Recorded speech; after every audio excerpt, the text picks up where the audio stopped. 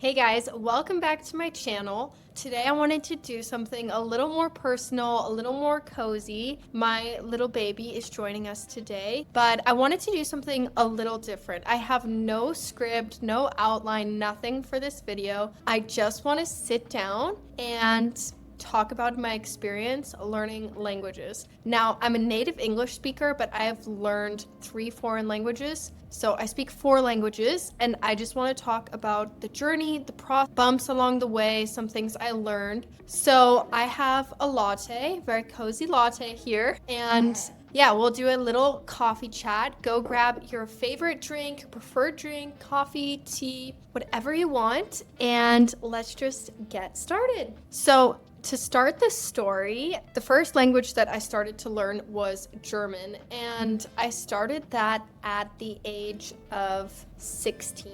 Now, the reason I started this is because my best friend at the time was a German foreign exchange student at my school. We were conspiring and wanted to do something together over the summer. And I think at the time I was taking a French class, which I hated. As soon as you start numbers in French, I'm out. You have to do math to learn a number. Not interested. Anyways, so I was taking French for my mandatory language learning credit, and I really didn't like it. So then I asked my parents one day, I was like, hey, can I go visit this friend in Germany over the summer? And their answer to me was, yeah, if you learn German. So immediately that week, I changed from my French class to my German class. Now, honestly, that was one of the best decisions in my life. And looking back to, especially being a parent now, like, I think that choice that my parents made then was such a smart decision. It motivated me so much. I must have been 15 actually, because I was 16, like right before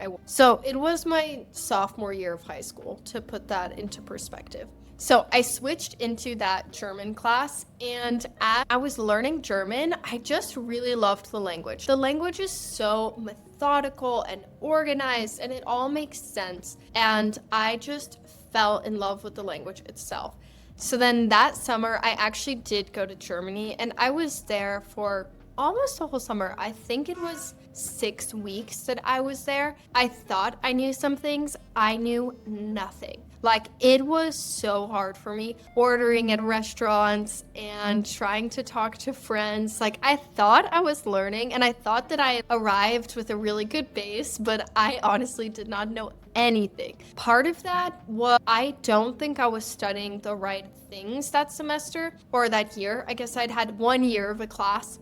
And of course, it's like a high school language class, but I feel like I thought that I was better than I was. And so I was studying at this way higher level that actually wasn't helping me. I remember for one of our activities in the class, once a week, we would have a news day and we would watch the news in German. And that was really cool. We also had a printed out paper, so we'd have to translate it and watch it. So you're getting like the hearing and you're looking at the text and you're translating. So I mean, it's lots of good exposure, but I remember a lot of the first words that I learned were words like government, political exchange, money, climate, planet, like really not helpful vocabulary as a 16-year-old in Germany for the first time trying to order an ice cream cone. It was a cool experience, I guess, learning that way, but it was not super practical to my actual language development that summer. Now, I will say,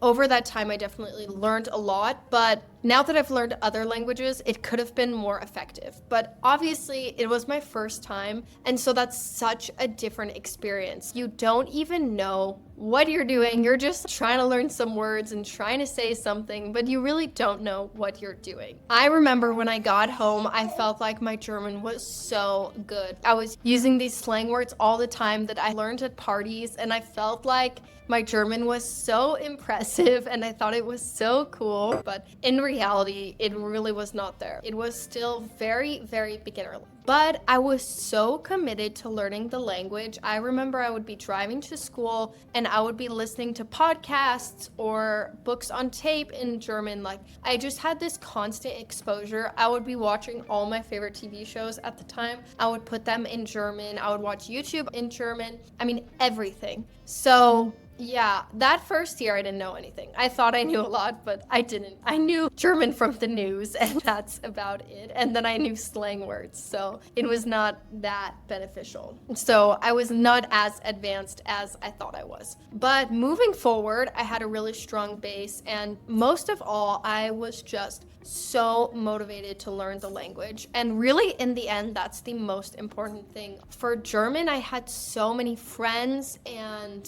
so much desire to learn the language that it motivated me throughout the whole time. So after that, my new goal became that I wanted to go to university in Germany and I wanted my classes to be taught in German. Now, a lot of people have this same goal. It's really common because university in Germany is quite affordable, and so you can live there and study and you have a student visa. For Germans, university is free, completely free, and for international students, sometimes it's a couple €100, sometimes it's like 1,000. So coming back my junior year, that was my goal. I just had my sight set on that, and that was all I wanted, and I was doing everything that I could to make that happen. So that meant I was researching all the qualifications and I was doing practice tests. And if you don't know this, in order to study at a university in German, you have to take the C1, which, I mean, maybe if you're watching this, you might know this, but maybe you won't. I'll put up a chart here. The language learning chart, it goes A1, A2, B1, B2, C1, C2. So A1 is the very beginning, and then C2 is native. So to be a C1, you have to be so fluent. Obviously, you're in these classes, so you have to understand everything that is going on in your classes, and so you have to take that exam. You have to be super familiar with all idioms and just everything that you might actually need in any one of your classes. You have to take that exam. So I spent all of high school really preparing for that. Like I said before, anytime I was driving, I had podcasts or books in German playing. I was always watching TV shows, movies, what else? I mean, YouTube. I feel like there was so much. I was honestly, like, during my other classes during the day, I would literally be looking at my notes in front of me or like the text that we were reading and trying to translate it into German. Like, that's how committed I was. Like, that was the only class I cared about. So I was doing everything I could to get as close to C1 level as I could. Now, then skip forward to when I graduated. That was still my goal, and I just wasn't quite at a C1 level. Instead, what I did was I found a language intensive school in Germany, and if you don't know what this is, it's such a cool opportunity. What you do is you are a full-time language student. All of your classes are surrounded around language learning, and it's about 20 hours a week. So I moved to Munich to do these classes full-time with the idea that I would eventually take the C1 exam, pass, hopefully, and then I could move to the university. I loved those classes. I mean, it is so fun. It is split up. You have a grammar class, you have a German literature class. I had a formalities class that helped write emails, answer customer service calls, anything you might actually need day-to-day life, and you would be practicing with other students.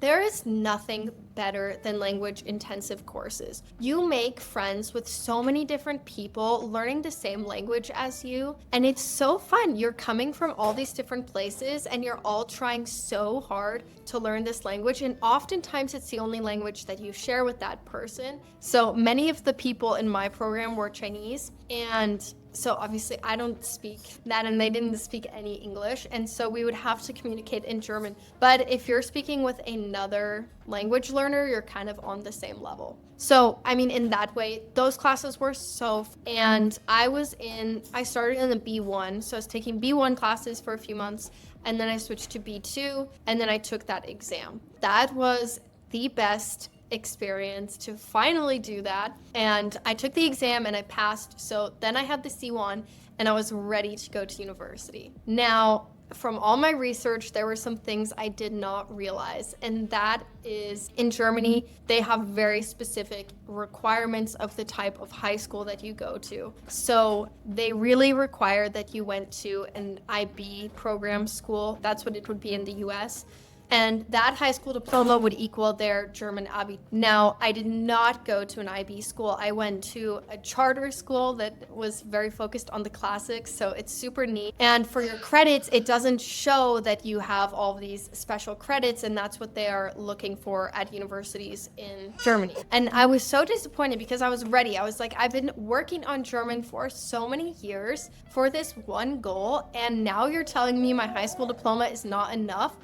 That was so frustrating, but it's okay. Reworked the plan. So in this circumstance, one option is that you can go to Studienkolleg in Germany, and it's effectively a bridge program. So it's for all the people who have high school diplomas, but they are not quite equaling the German standard. It's a bridge to give you that qualification, and you end with an Abitur, and you can go straight into the university. So at that point, I decided not to go to Studienkolleg because it's a whole year, so I didn't want to add another year. But at that point, I had really kind of gotten to the point where I was happy with my German, and honestly, it was a huge part of my life at that time. So many of my friends were German speaking, and it was just a huge part of my life. And I was so used to having all this German input all the time too, listening to German podcasts and German shows. It had become such a massive portion of my life at that point. German was just such a huge part of my life.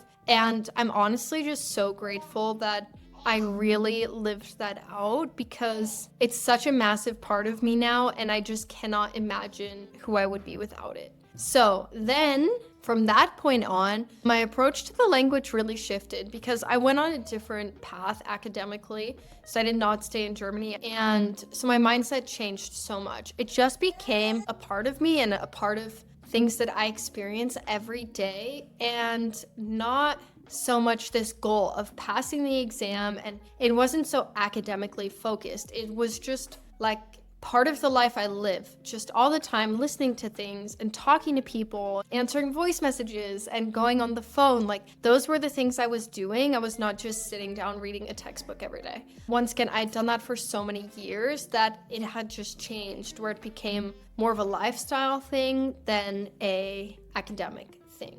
Now, to this day, I still listen to things all the time, and it's just a good time to remind you that when you learn a language, it never goes away. Sometimes I literally do not speak for a month, and I meet someone who speaks German, and it is like 5 minutes, and I am warmed up and ready to go, and I'm just so happy to have someone to talk to. My journey learning German changed so much. It really went from an all-intensive waking up every morning, studying for hours, like before school and on the weekends, and it just taking up every second of my free time, feeling entertainment and making it, if I'm gonna go on a run, then I might as well think in German on my run, and that will make my run productive. It really shifted from that approach to it just being a part of me. I could go into so much detail of my actual routine at any point in that process of learning the language. And then after that, I continued to learn Polish and then Portuguese. So